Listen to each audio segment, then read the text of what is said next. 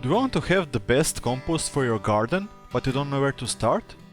You came to the right place, because in this video I will tell you all you need to know to start your compost pile and have a homemade compost for the next growing season, even if you are a beginner. I will help you to choose your compost bin size, give you hints on where to place your compost bin and when to start composting. We'll talk about what you can put in your compost pile and how to fill a compost bin. I will give you some ideas on what to add to your compost to speed it up, when is the right time to use your compost, and if you follow all these tips, you'll probably have so much compost that you probably need to know how to store it. And to better find yourself around, I'll put some timestamps in the comments so you can skip to the section you like to hear more about. If you like this kind of content and want to watch more of it, please let me know by leaving a like. And if you aren't already subscribed, please do it now so you won't miss any gardening content from me. So without further ado, let's jump into the main content. Why composting? Because if you want to grow good quality food with less effort, you need first to learn how to grow soil for your garden. And composting, in my opinion, is a good and easy starting point that every beginner can take. And don't worry how much time it will take. Despite starting composting this March, until now I created 1 barrel of compost, and if you follow these tips, you can do it too. Let's start with the size. You have many options here, from simple kitchen composting bins to elaborate composting systems with 2 or more composting bins. And to know what is best for you, you should ask yourself, how much organic matter are you producing? So the goal here is to make or buy a composting system that suits your needs. If you have too big of a compost bin, it's a waste of time and space in your garden. And a waste of money if you bought it, unless you can find other sources of composting raw materials. I will show you how I managed to find some extra materials for my compost later on the video. The other extreme of having too big of a compost bin is to having too small of a compost bin.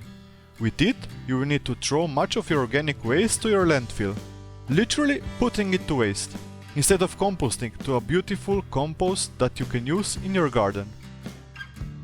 To give you an idea on how big your compost should be, in my small kitchen garden I can produce so much organic waste that I need a 2-bin composting system.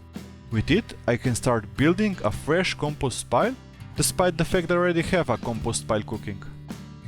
So now that we know the size of our compost bin, we can figure out where to put it. If you have a small kitchen compost barrel, it's no problem for you, just put it somewhere in the kitchen, you should be fine. But for all of you that have a garden, please go through your options. You need to have your compost bin close to your garden, not far like this was, preferably in the shadiest of corners. And if your garden is not level, try to put it on the highest point. But if your highest point is not in a shady corner, I would pick a shady corner any day, because in the shade most of your plants won't thrive, but the composting organisms in your compost will work faster, producing you fresh compost even quicker. All the bacteria, fungi and worms love moisture, so if you have your compost bin on a sunny spot, it will get dry quicker, thus inhibiting some of the border activities, and you would need to turn your compost much frequently. So to promote composting, help the organisms by putting your compost in a shade. That way, the water will evaporate slower, giving them a better environment. And why on the highest point? Because composting is heavy and pushing a full wheelbarrow down the hill is much easier than up the hill. Now if you want to start composting, the ideal time is right now, no matter when you're watching this video. The sooner you start, the sooner you will produce some compost. But if you want to optimize your timing, late summer and early fall is the best time to start. Now you have all the garden waste combined with some grass clippings, and in a month or 2, you will top your compost with some freshly fallen leaves, and voila, the perfect compost mixture for the next year is set. And on top of that, in the late summer the temperature is ideal for fungal and yeast growth in your compost pile. And also because of the low temperature, the water in your compost pile won't evaporate so quickly. Both of these reasons add up to speed up the composting process. Next, what we need to figure out is what is best for you to put in your compost. To make it simple, just put all the organic waste you're producing in it. It will eventually decompose and produce you some fertile compost. If you want to be more precise, there are two kinds of organic material that will go into your compost pile, so-called greens and browns, or as I call them, moisture-producing and moisture-absorbing components. Greens, or moisture-producing components, are usually full of nitrogen, and if you pile them up without any browns, they can go into anaerobic decomposition, that means without oxygen, and will produce heat and bad smells. The greens are grass, leaves, vegetables and fruit scraps, trimmings from your plants, and seaweed.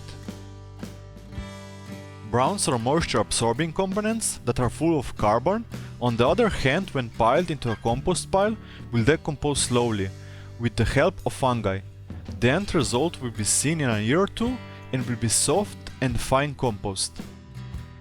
The browns are wood chips, fall leaves, sawdust, hay, paper, cardboard, and natural fabrics. So the best combination isn't to put one kind of ingredient in your compost pile, but mix them. The exact ratio is not important as long as you have diversity of materials in your compost pile.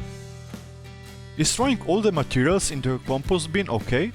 But of course yes, composting is not algebra where you need to follow all these rules. There are some tips, but in the end all the organic waste will compost, and that's what you want. But if you want to speed up the process of composting, there are two ways of putting new materials into your compost pile.